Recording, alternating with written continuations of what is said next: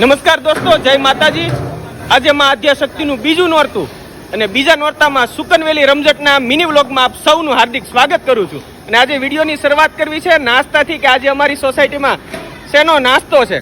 બાલીભાઈ, શેનો નાસ્તો છે આજ આપણે? બીજું નોરતું છે ભાઈ, માતાજીની દયાથી વડાપાવનો પ્રોગ્રામ રાખ્યો છે આખી સોસાયટીને।